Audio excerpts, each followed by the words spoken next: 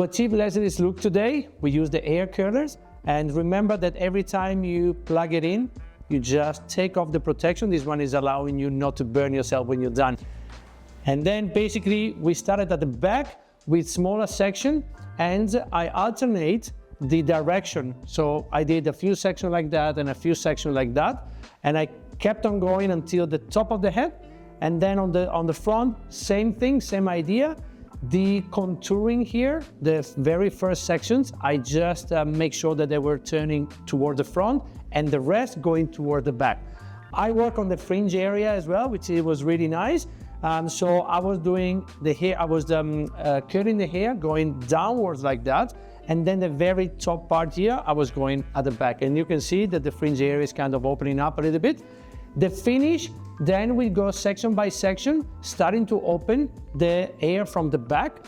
It's important that you go section by section and that you don't do this, or you don't use brushes or comb.